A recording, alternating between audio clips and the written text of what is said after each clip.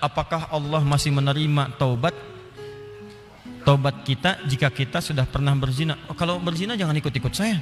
Kita zina sama pelacur. Gini,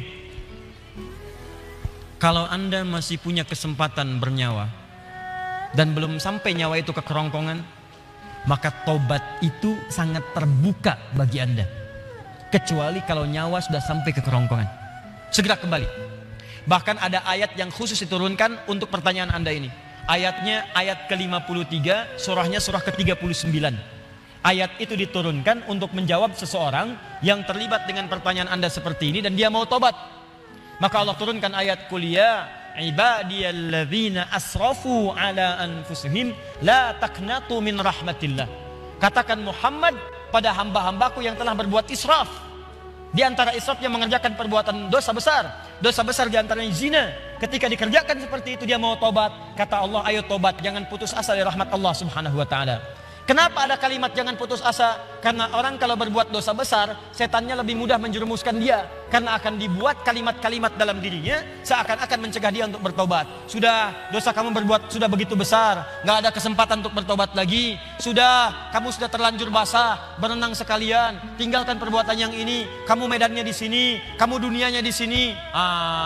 Kata Allah, itu semua tidak benar. Saya itu adalah Tuhan rahmat, bukan Tuhan ghadab. Rahmat saya melebihi ghadab yang ada dalam diri saya. Maka rahmat itu manfaatkan. Tobat. Ayo tobat.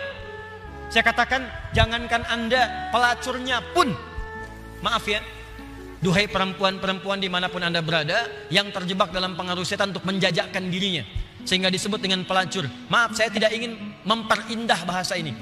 Saya tegaskan pada Anda ya, kalau maksiat itu istilahnya jangan dibikin sopan. Kalau dibikin sopan nanti bangga tampilannya. Maaf, koruptor maling. Ketika dibuat koruptor, dipakein jaket kuning, cuma pakai jaket, masya Allah, enak banget senyum-senyum bawa tas. Kontingin koruptor Indonesia bawa tas, senyum, foto-foto, bilang maling. Samakan dengan ayam. Kenapa orang pencuri ayam disebut maling? Pencuri uang ratusan miliar triliun disebut dengan koruptor. Walaupun mungkin maknanya berbeda, tapi kalimatnya diperindah. Maaf, perempuan menjajakan diri di malam hari jangan disebut kupu-kupu, nggak ada hubungan. Kupu-kupu aja nggak begitu. Ya, sebut aja dengan bahasa yang menjijikkan itu sehingga orang menjauhinya. Pelacur, selesai. Laki-lakinya apa? Jangan dipersempit. Buaya aja nggak begitu. Udah sebut aja misalnya pria jahat, pria buruk, pria pezina, selesai. Tuh pria pezina tuh, bukan itu hidung belang, hidungnya sama, nggak belang dia. Katakan pezina. Begitu disebut pezina, dia akan menjauhi perbuatan itu. Ayo, tempat-tempat zina, sebut aja begitu. Ya, jangan disebut dengan kalimat-kalimat yang indah. Begitu disebut dengan kalimat yang indah, seakan-akan perbuatan itu menjadi baik. Teruskan. Pernah dengar tentang hadis ini? Seorang pelacur memberikan air, minuman kepada seekor anjing.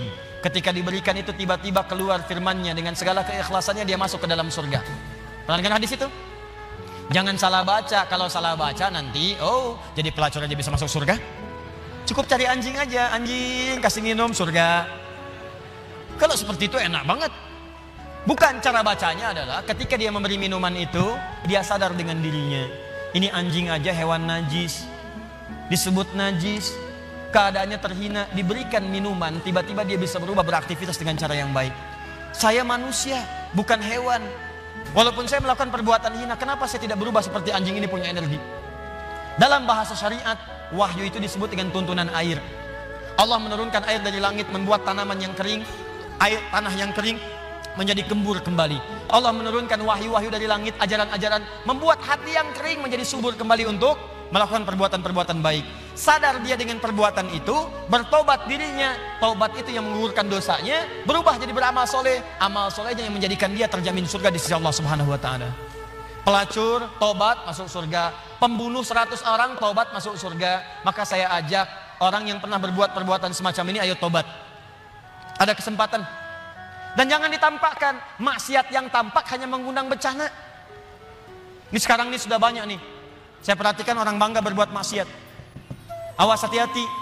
Homoseksual, lesbian, LGBT, macam-macam sudah bangga bikin kontes, bikin macam-macam, ngundang musibah tuh. ngundang musibah. Dan kita doakan, kita ajak mereka dakwahi dengan lembut supaya meninggalkan perbuatan-perbuatannya. Doakan Pak, dalam malam kesempatan hari doa, istighfar. Karena istighfar itu diantaranya bisa menahan murka Allah Subhanahu Wa Taala. Wa ma kana Allahu liyu'adzibahum wa anta fihim. Muhammad, sepanjang kamu hidup mereka tidak akan pernah saya azab. Kalimatnya fiil. Tapi ketika nabinya meninggal, wa ma kana Allahu mu'adzibahum wa hum yastaghfirun. Kenapa yang pertama kata kerja, yang kedua kata benda? Pertama kata kerja karena di zaman Nabi setelah masuk Islam jarang orang berbuat maksiat. Setelah nabinya meninggal berubah jadi kata benda, orangnya banyak bermaksiat. Tapi kenapa azab ditahan oleh Allah? Ada kalimat di ujungnya wahum yastaghfirun, karena ada orang-orang yang masih istighfar kepada Allah Subhanahu Wa Taala.